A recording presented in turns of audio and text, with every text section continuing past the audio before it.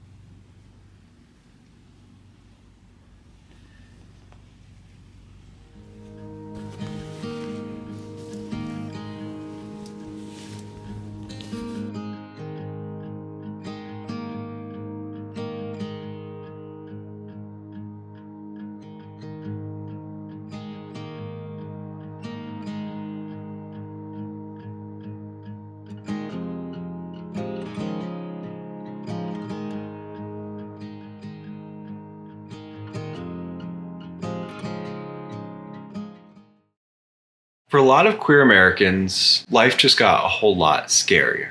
I'm fortunate to have a lot of privilege.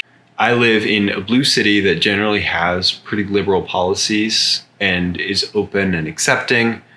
I have the support of family and friends in my non-binary identity. And even still, when the official policy of the United States government became recognizing only two genders, that hit me pretty hard. To me, being queer is something to celebrate. It's a difference that makes us unique and beautiful people.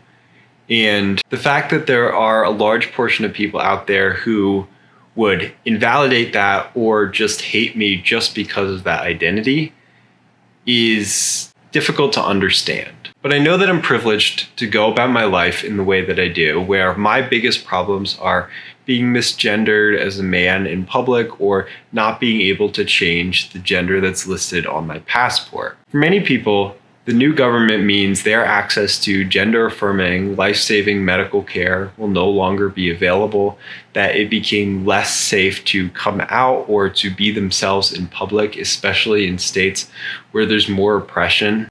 Which is why it's the job of those of us who have the privilege of safety to speak out for those who don't.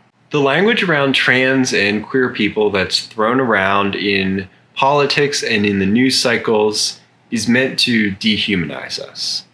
It turns trans people from someone who might be your neighbor or your friend to a political issue, a hot button topic to be debated. It reduces our day-to-day lives and the affirmation we might get from our neighbors and the people we interact with to political controversial issues like participation in sports and bathrooms. And that is intentional because these conversations are never about the stated goal. It's not about safety. If it was, these people would also care about things like gun control.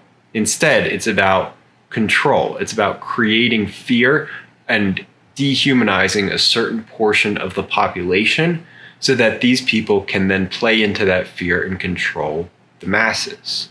It's a narrative that's meant to turn people against trans people, and it's incredibly unfair that people who are just trying to go about their lives and live as the truest version of themselves are forced to become aware of politics and to be part of a debate when most of the time we just want to exist. But regardless of whether or not it's fair, whether or not we want to, we who have safety, we who have the privilege of being able to tell our stories and be open about who we are, we have the duty to fight for those who aren't.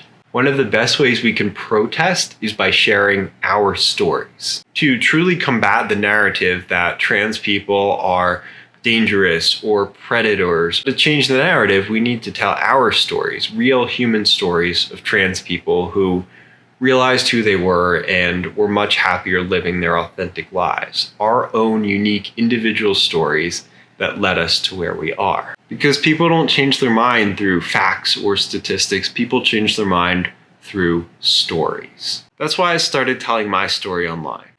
Because yes, in most of my life, the person that I am doesn't affect how I live my days. The privilege of getting to still be a parent and a spouse to a wonderful daughter and wife, to wake up every day knowing I have a job that I'll go and get to work remotely, to run and to be outside and to have shelter and all of these wonderful things. And being queer, though it's an inseparable part of my identity, does not limit my access to any one of these things. But for the people that it does, for the people who might be kicked out of their home or denied access to medical care or lose their job if they were open about who they are, I want to use that privilege to create a safe space. If I can even just allow one person who doesn't have a community in real life to find someone else that looks like them or has similar experiences to them or just makes them feel safe to talk about their experiences, then I have done my job. If telling my story of how I came to realize my identity and the journey of gender discovery that I'm on helps to change even one person's mind about people who are gender nonconforming, then I've done my job. So if you're queer and you have any sort of ability to tell your story, whether that's creating art, making films, paintings, whether that's telling people in your lives your story or looking for community events where you have the opportunity to, please keep speaking up. There's no shortage of people who will tell stories about us, who will continue to make up stories to direct the narrative about trans people. So we need to start telling our stories back. If you're queer, keep speaking up. If you're an ally, keep speaking up. Tell the stories of the person you are or the people you know. Tell real stories about the joy that it is to finally find yourself and be open about who you are in real life. Don't let them take away that joy, take away your voice. Don't let them silence you. Because if the government refuses to recognize our existence, it's up to us now.